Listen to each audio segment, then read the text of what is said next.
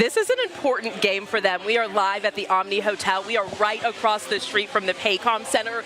The crowd is starting to build. We're seeing those lines as the doors, it looks like, are just about to open at Paycom behind us. 7 churches in the Union come together every single night. They're responsible for all of the food to make sure people in the community don't go hungry. Karen, along with the snow, we're also seeing the sleet pick up here. It's just little pellets that are with the wind kind of popping us in the face. I want you to take a look here at Highway 69. You can see no cars on the road at this point. We've seen 1 or 2 throughout the area. Several Oklahoma fire departments are stepping in to fill a critical need in Turley as it works to keep its firefighters safe. I'm 2 News anchor Naomi Keitt. Friday, I told you that they desperately needed new bunker gear here at the Turley Volunteer Fire Department. Now they have some. I've been in this community since early this morning, and everywhere your head turns, you are seeing the damage and the debris from this powerful tornado. You can actually see a lot of downed power lines just like this one. We're seeing that all over this community. Just this week, I got a chance to sit down with 3 educators who graduated from Booker T and decided to come back and teach at their prestigious high school. It's the typical way Mahaya Carolyn starts her Muskogee language class. We did like the basic greetings. After the greetings, H, I, K. Practice on the Muskogee alphabet. Tell me how you say brown. Uplani, very good. Colors and numbers round out the beginning of class at the Dunbar School in Okmulgee. They always told us to always try to speak it much as you can and never forget it. Carolyn McNack grew up speaking Muskogee. She told me English is actually her second language that she didn't learn until school. Being a teacher, or Mahaya, wasn't originally in the plan, but it's her way of keeping the language alive. Teaching it is like leaving it for someone else to carry on when you're not here. T-U. She's been teaching the pilot program of the Muskogee language curriculum that'll soon be virtually offered to more than a dozen schools across Green Country. We want to normalize Muskogee. It should be normal that all of our Native American languages are able to be spoken in public spaces without it being seen as an odd or novel event.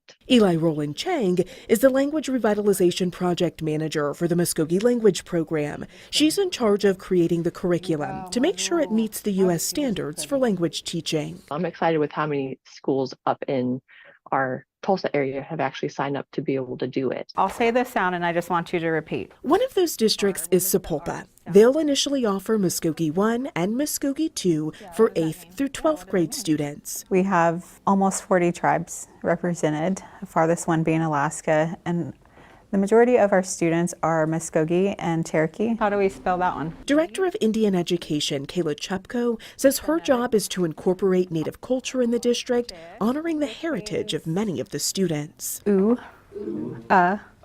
we, ye. That was perfect. She spends time teaching the Muskogee language in her American Indian Studies class, but is grateful that a dedicated option to the language is coming to the district virtually next year. It's almost a mysterious thing. And by bringing it to light, it's saying that, Muskogee and Indigenous languages are also very valid and very important. Che. Several of the students in her current class have already signed up for the New World Language. I love language. I love different languages and stuff. Payson Whitcliffe is starting high school next year. He told me he loves learning Muskogee and is excited to further develop his skills in the classroom. Hopefully one of these days people can talk to fluently. Now I feel like that's the main goal of it. That's what the program manager says is the point of all of this, to normalize the language. And for McNack, who only speaks it with her siblings right now, she'd love to see the day when her language is everywhere. To me, that would be a great feeling, because you know that it's like, oh good, it's going to keep going. Enjoy your meal. Thank you. From the front of the house, thank you for coming, appreciate it, to inside the kitchen. It's yummy. It's costing more money to keep Tally's Good Food Cafe running. I can hang on for so long, but it's getting to the point where it's just ridiculous. Sitting at the corner of 11th and Yale, I've been in the business since 1987, the good old days, where the bag of potatoes were $4.50 for 50 pounds, and now you pay $63. Like everybody is feeling our pocket right now. Inflation is starting to eat at the profits Egg prices going up. and Tally's wallet. For 8 months, I haven't changed my prices. Why? I would rather see this place full, not empty. Every day, like something new happened. Tally's chatting with longtime customer Margaret Brandis and her nephew. She told me she's been coming to this restaurant for as long as she can remember. It's hard to pass the chicken fried steak up. But rising prices at the grocery store and gas pump have made it harder for her to eat out as frequently. Can't come as often as I would like, but I come as often as I can, you know. The Consumer Price Index, an important gauge on inflation, says from September 2021 to September 2022, there's been an 11% change in the cost of food overall.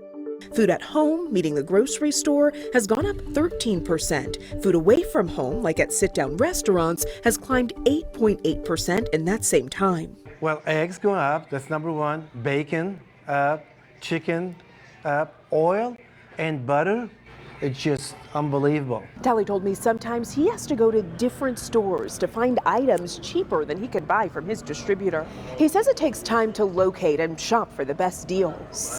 I try to do it so I can keep the cost down so my customers don't have to pay so much. And of course, it's not just Tally's dealing with inflation. Over at New York Bagel Cafe, owner Joe Trizza is seeing the impact firsthand. Cream cheese, flour are main ingredients.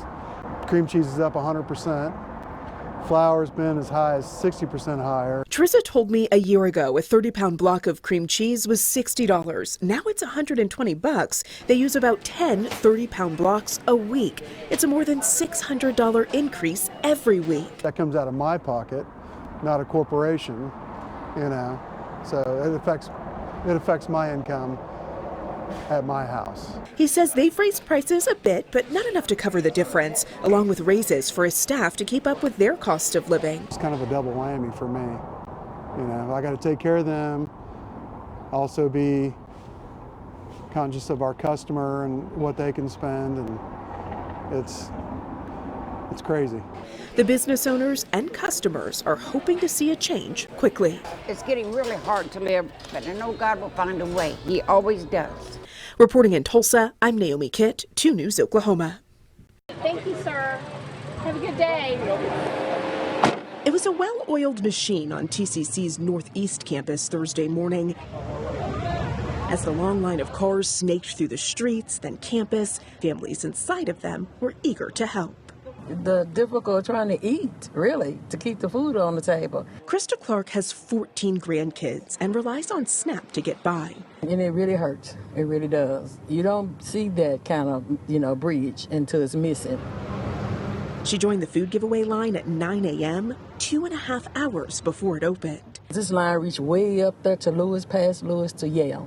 And she wasn't the only one. Patricia Russell showed up at 10:30. Because I don't get my Social Security for another 2 weeks, and our cupboards are getting kind of bare. I came to see what they gave, and it's only one bag, but everything helps. Every bit helps. Food on the Move passed out 450 bags of food on Thursday. The drive-thru borrowed from their pandemic playbook when they were feeding 1,000 people a week. But it is a little surreal to see this emergency situation happen again, just in a different way. Program Director Rusty Rowe tells me they added 2 extra food giveaways this month in response to the lapse in SNAP benefits. It's embarrassing to have to ask for food. Pam Barnes appreciates the help, but wants this government shutdown to be over. Democrat, Republican, both. They need to wake up. They're hurting American people. I was at the Food Hub Wednesday when 24 volunteers packed each and every one of these food bags, putting together kitchen staples so people in our community won't go hungry. I think the need is giant right now. It's a little overwhelming, but I'm also very humbled to see the response of our volunteers. For Krista, she's thankful for the food to tide her and her family over, telling me it's what makes Tulsa special. Tulsa's always been a place where you can get help.